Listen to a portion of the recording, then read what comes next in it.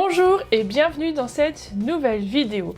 Aujourd'hui, je vais t'expliquer la différence entre weil, denn et même da, et puis on va voir comment l'utiliser dans des phrases en allemand.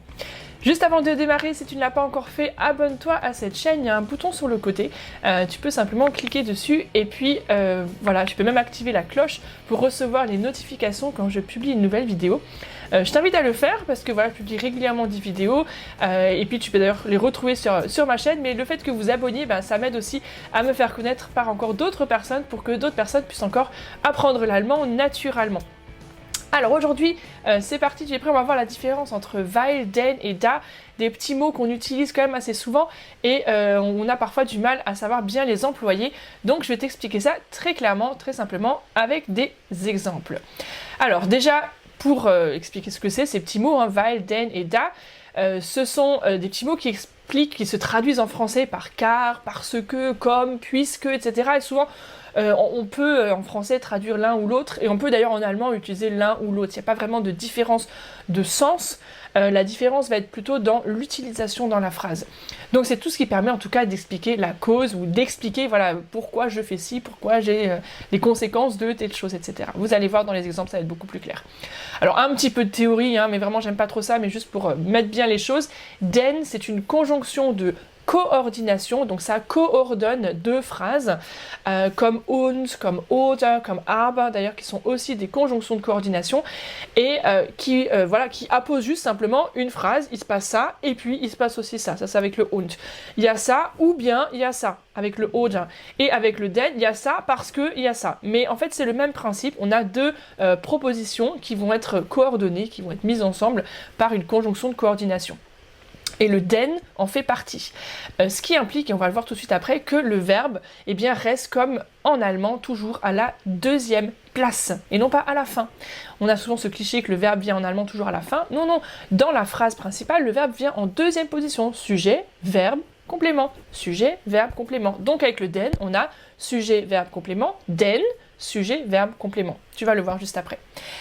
La différence avec weil et da, qui d'ailleurs sont tous les deux dans le même cas, sont des conjonctions de subordination, comme donc weil, da, on a vu, mais aussi wenn et falls, que tu retrouves d'ailleurs dans certaines vidéos de ma chaîne YouTube. N'hésite pas à aller regarder sur ma chaîne sur YouTube, apprendre naturellement wenn, falls, comment savoir utiliser, dans quel cas utiliser wenn et als, tout ça. Il y a déjà des vidéos qui t'expliquent bien ça en détail. Et donc la conjonction de subordination implique un lien entre les deux choses. On n'est pas juste en train de mettre deux phrases l'une à côté de l'autre, mais il y a un lien de cause à effet ou de conséquence ou de quoi que ce soit, et on va le voir justement maintenant.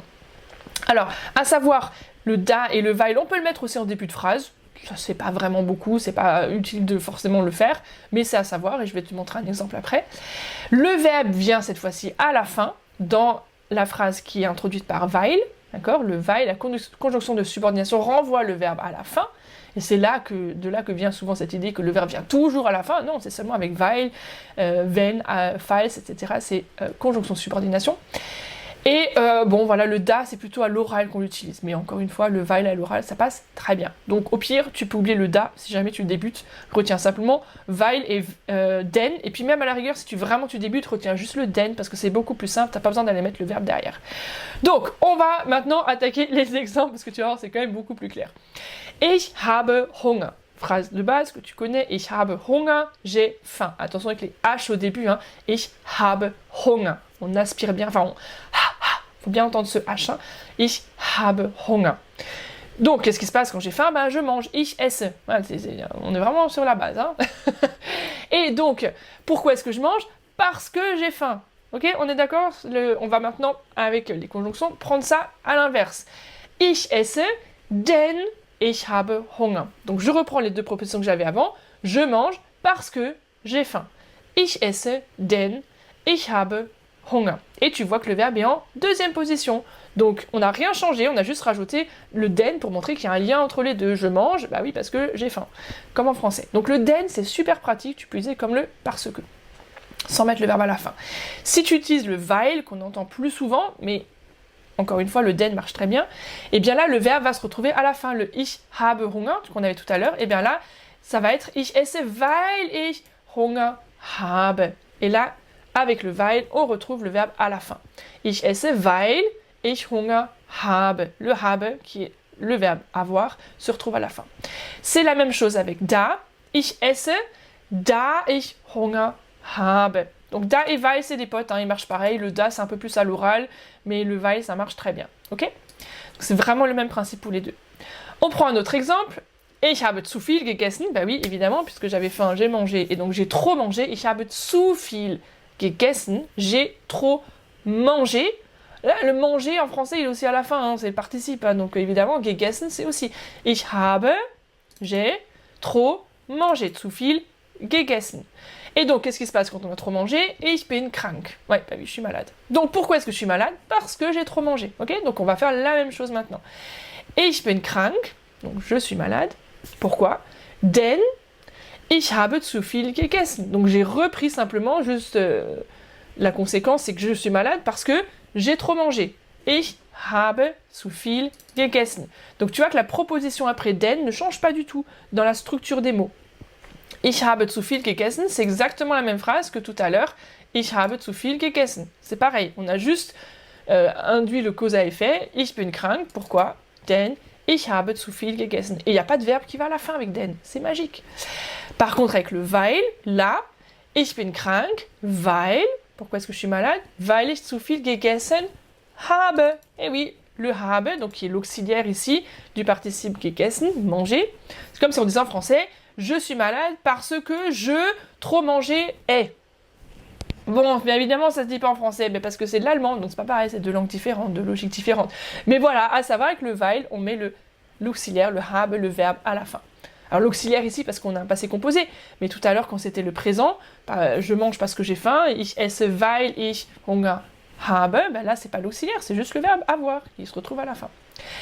Et puis donc avec le da, ça serait exactement pareil. Hein. Là, je pourrais reprendre la même phrase et à la place de weil mettre da. D'accord? On est d'accord, c'est vraiment la même chose, weil ou da. Mais juste pour te montrer qu'on peut aussi l'utiliser en début de phrase. En début de phrase, ça ferait da ich zu viel gegessen habe, bin ich krank. Bon, ça c'est vraiment déjà pour les plus avancés. Hein. Si vous débutez, vous vous occupez même pas de cette phrase, vous passez déjà 1 minute dessus, je vous donne un autre exemple après. Mais si vous êtes déjà un petit peu avancé, vous pouvez découvrir ça. C'est quand même assez intéressant. Da ich zu viel gegessen habe. Donc là, c'est pareil, hein, le da et puis le habe à la fin.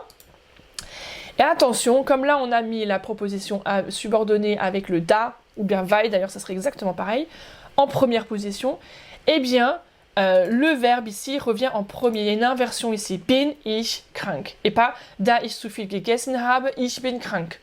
D'accord? Mais bin ich krank. Donc tu vois, c'est un petit peu tordu cette histoire. Donc au pire, c'est pas grave si tu retiens pas. Hein. Ce que je t'ai montré jusqu'avant, ça marche très bien. Encore une fois, le den, c'est beaucoup plus simple. Allez, on le refait rapidement avec un autre exemple pour être sûr qu'on a bien compris. Ich möchte nach Deutschland ziehen. J'aimerais tirer en Allemagne? Non. Emménager en Allemagne. Nach Deutschland ziehen. Donc ça c'est nach Deutschland ziehen, ça c'est une expression que tu peux retenir, une petite pépite. Hein. J'aimerais m'installer en fait en Allemagne, j'aimerais emménager en Allemagne, on peut se dire comme ça. Ich möchte nach Deutschland ziehen. Also, qu'est-ce que je fais si je veux emménager en Allemagne? Ich lerne Deutsch. Ja? D'ailleurs, tu vois, hein, ich möchte nach Deutschland ziehen, also lerne ich Deutsch. On pourrait aussi le dire comme ça. Mais bon, pourquoi est-ce que j'apprends l'allemand? Ben parce que je vais m'installer en Allemagne. Donc, ich lerne Deutsch, on reprend les mêmes phrases. Et vous allez voir, vraiment dans le même ordre. Avec den, on ne change rien. Ich lerne Deutsch, denn ich will nach Deutschland ziehen. Donc là, tu es en train de te dire, si tu ne l'avais pas encore compris avant, mais le den, c'est génial. On n'a pas besoin de mettre de verbe à la fin, on reprend juste les propositions sujet, verbe, complément. Magnifique, c'est la bonne nouvelle du jour. C'est cadeau, ça fait plaisir. Donc, ich lerne Deutsch, sujet, verbe, complément. Ich lerne Deutsch, denn ich will nach Deutschland ziehen, parce que je veux m'installer en Allemagne. Et donc, allez, on va faire avec le da d'abord, pour être sûr. Attends, je vais juste vous le changer de place. On va garder le plus compliqué pour la fin. Ich lerne Deutsch, da ich nach Deutschland ziehen will. Et oui, le will, donc c'est celui qui était en deuxième position. Hein. Ich will nach Deutschland ziehen. Je veux aller en Allemagne, m'installer en Allemagne. Ich will nach Deutschland ziehen, ou möchte d'ailleurs dans mon exemple de base, mais c'est la même chose. Et donc là, c'est ce will qu'il faut mettre à la fin. Donc, denn ich will nach Deutschland ziehen, da ich nach Deutschland ziehen will. Voilà, il se retrouve à la fin. Mais avec le den, on n'avait pas besoin de s'embêter avec ça. Hein. Mais bon. Et donc là, encore une fois, que je mette da ou weil, c'est la même chose. Ok. weil ich nach Deutschland ziehen will, da ich nach Deutschland ziehen will. Le da, c'est un peu plus à l'oral, mais encore, ça passe très bien à l'écrit aussi.